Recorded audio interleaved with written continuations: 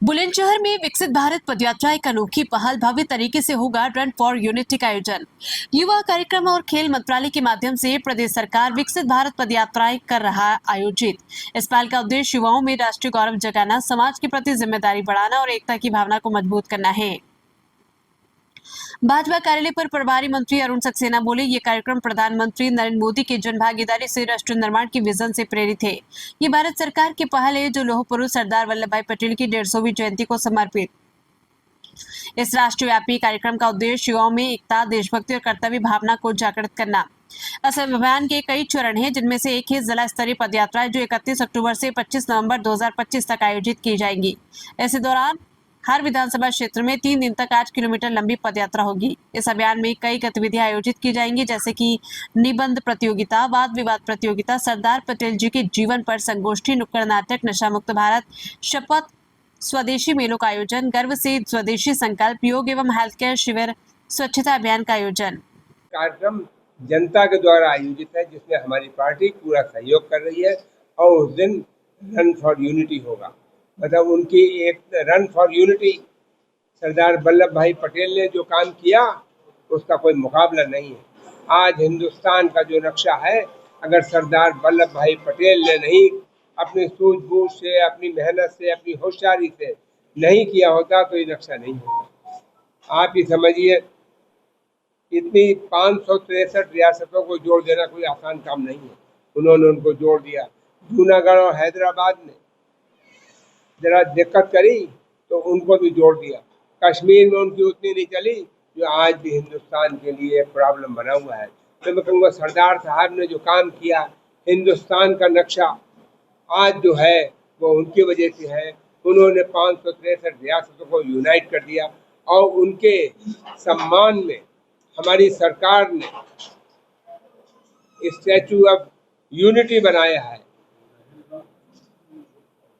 गुजरात में नर्मदा के किनारे स्टैचू ऑफ यूनिटी, जो दुनिया के सबसे ऊंची स्टैचू है, और वो सरदार वल्लभ भाई पटेल की है। और मैं तो जो कार्यक्रम कराए जा रहे हैं वो इसलिए ताकि हमारे देश के युवाओं को, हमारे देश के छात्रों को मालूम हो कि आज़ादी इतनी आसानी से नहीं मिली। आज़ादी के लिए बहुत कुर्बानी दी गई। जाने कितने लोग फांसी के फंदे पे झूल गए, जाने कितनों ने अंग्रेज की गोलियां खाई और लाठियां सही, और तब हमें मिली आज़ादी। इस आज़ादी को संभाल के रखना नौजवानों।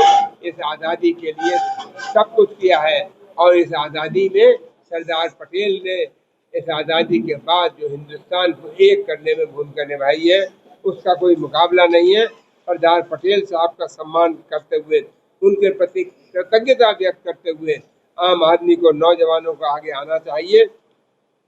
1991 में मरणोपरांत उनको भारत रत्न की उपाधि दी गई।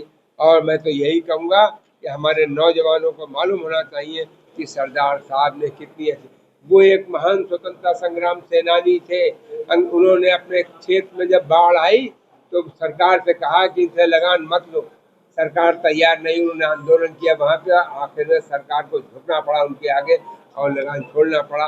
और आम जनता इस बात से बहुत वो हुई कि सरदार पटेल साहब ने आम जनता के लिए कितना काम किया। तो मैं कहूँगा, ये मौका है हमको उनके प्रति कृतज्ञता व्यक्त करने की।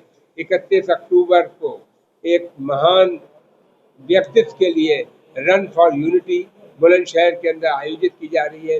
इसके अलावा हमारे सभी कार्यकर्तागण, सभी जनप्रतिनिधिगण, सभी प्रभारी, सह प्रभारी, संयोजक, सभी जनप्रतिनिधि हर विधानसभा में भी एक पद यात्रा जो लगभग 8 किलोमीटर की होगी वो आयोजित करेंगे, जिसमें विभिन्न वर्गों के, जनता के विभिन्न वर्गों के engineers, architects, doctors, advocates, industrialist, व्यापारी, दुकानदार, मजदूर, किसान सब जुड़ेंगे और अपनी कृतज्ञता व्यक्त करेंगे। हर विधानसभा में 8 किलोमीटर की यह रैली, पद यात्रा निकाली जाएगी, जिसमें आम जनता जुड़ेगी।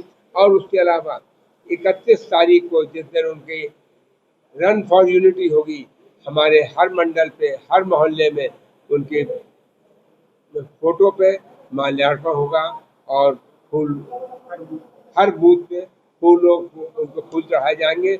और उनकी असलियत यह है, हम उस महान विभूति के लिए, उस महान शख्सियत के लिए अपनी कृतज्ञता व्यक्त